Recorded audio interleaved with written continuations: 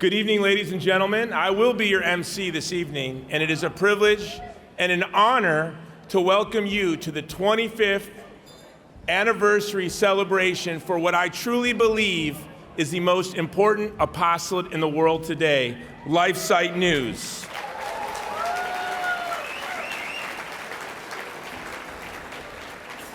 Now, I want you to think where you were when you first logged on to LifeSite News.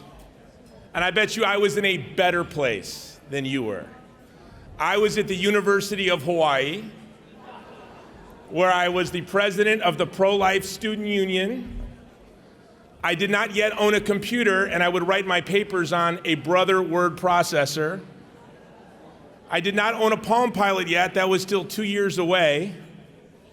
And it'd be 2 or 3 years away before I owned my first cell phone.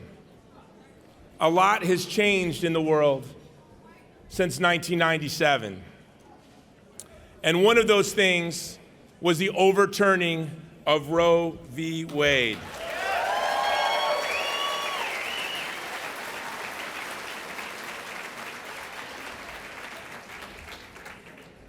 And LifeSite News is what has knit the pro-life movement together, that in over the past 25 years, we saw the pro-life movement grow into truly the largest, most passionate, and diverse social movement in the history of the world.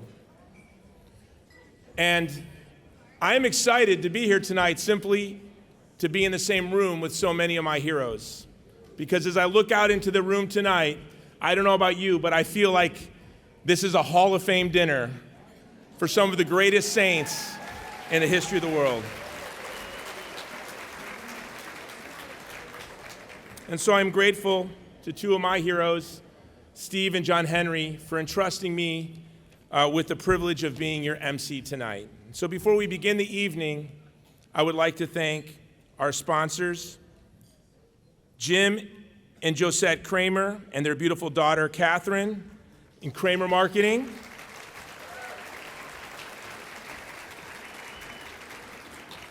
The Thomas More Society.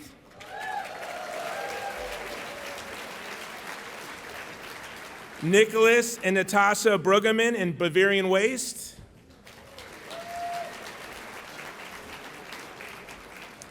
Dr. Joseph and Kathy Bush and the Scapular Apostolate.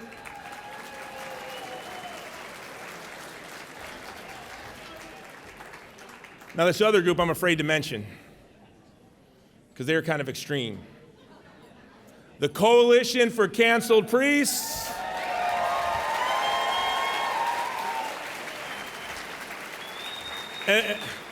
While we're applauding that group of extremists, can I see, do you all have your symbols of extremism with you, I hope? I hope we all have our symbols of extremism.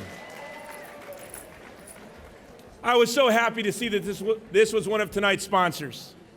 In 2007, my first movie, a little film you may remember called Bella, was in theaters.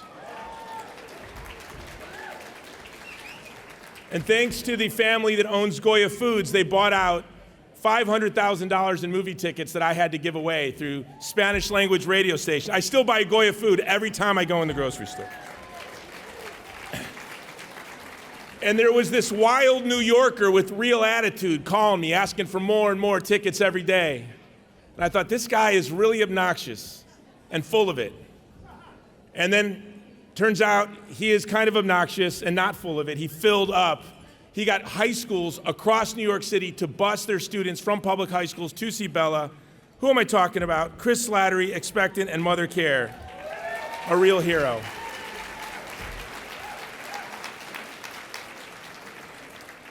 And Human Life International. Let's give them an applause. We love Human Life International. Carlo and Maria DiMaggio, Radio Maria.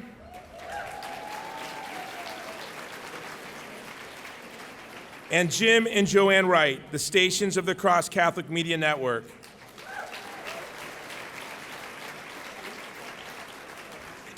And I would like you to look into the program, and let's give all of the sponsors, those I mentioned and those in the program, a big round of applause.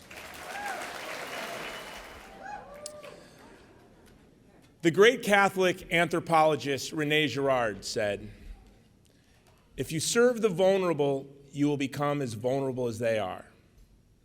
If you stand with the scapegoat, if you stand between the mob and a scapegoat, you will become the victim of the mob as the scapegoat."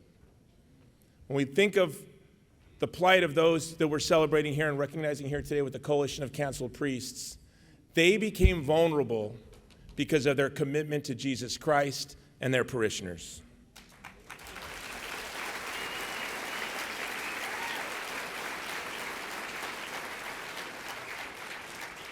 They truly became indistinguishable from the scapegoat, and like our scapegoat, who provided a path to salvation for all of us, our Lord and Savior himself.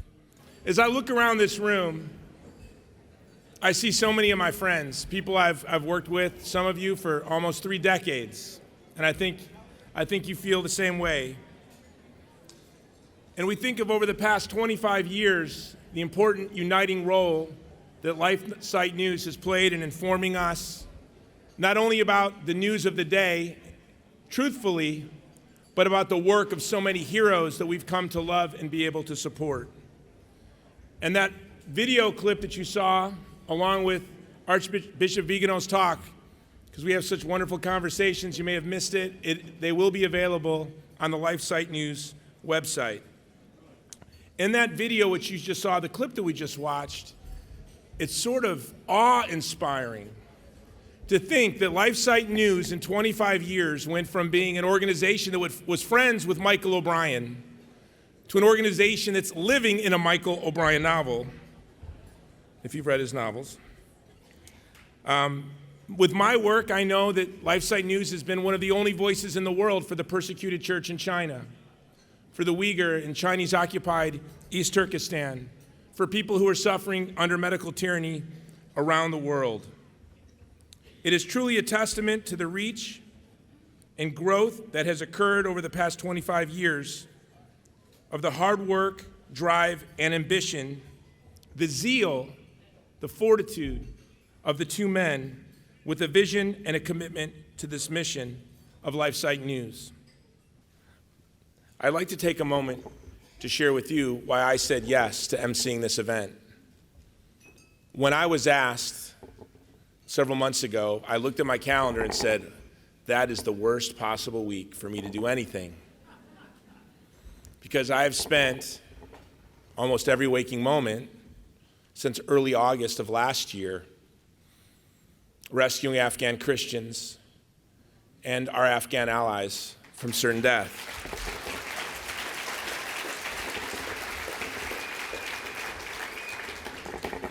And August 15th was the anniversary of the collapse of Afghanistan and it falling into the hands of the Taliban.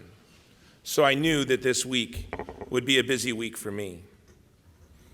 A year ago today, I had COVID pneumonia, and I was sitting in my office on prednisone, which I was grateful for because I needed to stay awake for days and days at a time. And on my computer, I had hundreds of photos of Afghan Christian families and their contact information, and we were working nonstop to try to get them on planes that we knew would soon be ceasing to leave Afghanistan. We had 2 or 3 weeks. And as the US left and we still had only about 170,000 folks that President Biden promised not to leave behind, left behind, including American citizens, my organization began working to bring people overland into the neighboring countries. But my organization doesn't have a big budget, and we leverage influence and relationships in government and media and other places to serve these vulnerable communities. And I did not know how I was going to fund what we were doing. And I got a call from LifeSite News, a young man. So we've made a LifeFunder for you. We'd like you to look at it so we can put it up to help you raise money. And I don't even know how you knew what I was doing at this point in time because I don't know who really knew what was going on. I remember thinking, I said, I don't have time for this right now. Very sweet, thank you. No, we did it for you. Can you just approve it? And they sent me an email of a fundraising site that they set up on their LifeFunder. And I made just a few changes, and I said, oh, thank you very much. And I thought, this will probably bring in a couple $1,000s. That will be very useful. Well, in just a matter of weeks, LifeSite News, sharing our mission with their donors, who does that, raised $500,000.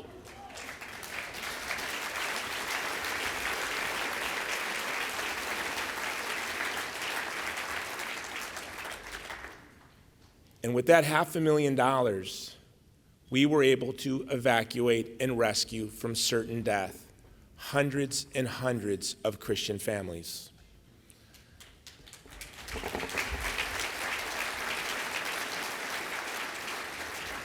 It's embarrassing when people see the work that I'm doing and they say, oh, thank you for what you're doing, you're heroic. I am not. The heroes are our Afghan partners, and the heroes are LifeSite News and the donors of LifeSite News. I'm really grateful for the privilege to stand with you tonight. I admire you. I'm so grateful for you. And because of LifeFunder's continued support, we kept 30,000 Christians and other minorities alive through the brutal winter last year that would have certainly starved. The reason I agreed to emcee this event was so I could look at you, LifeSite News, Father Frank, John Henry, your family, your donors. I want to thank you because you truly are all that stands between a violent ideology and that will ravage our world. You are between the CCP and Cardinal Zen. You're between the Uyghur and the government of China.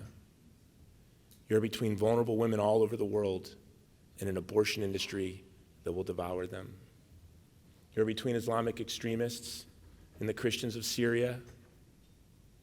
You're between those Afghan children who were made orphans because their fathers were killed by the Taliban serving with us, and famine. When I was 17 years old, I had always dreamed of being a strong man that would protect my child, protect my family when I became an adult. And I couldn't protect my first child even to birth because she was destroyed by a forced third trimester abortion. And I remember how powerless I felt. And I remember I was an atheist, and I remember one time just saying a prayer. Lord, if you're out there and I don't believe you're real, this atheist pro-lifer, I need three things to acknowledge you exist. I need famous people. I need powerful people. I need journalists. I need rich people. Raise them up, oh powerful God, if you're out there, because right now it's me and three old ladies in a little office in Honolulu. When I listen to Jim Caviezel speak with such force and power today, I'm reminded that God hears even the prayers of atheists. Thank you for letting me spend the evening with you. Thank you for letting me, Lord, breathe the same air as these folks. To look upon you is a privilege and a blessing. And so as you look at those donor cards, I would ask that you do not become simply a donor to LifeSite News, but you become their partner in the next 50 years, because the culture of death is relentless. We will have victories, we will have defeats, we will ruck up, and we will keep marching, because we will leave our posterity a culture of life and a civilization of love. Because when you support LifeSite News, you support Father Altman, you support Father Frank Pavone, you support Cardinal Zen, you support Cardinal Burke and Archbishop Vigano. Be their partner, and then put your little card in this envelope. Again, it's been a beautiful privilege to share the same air as you and to look upon you. Aloha and God bless you. Drive safe.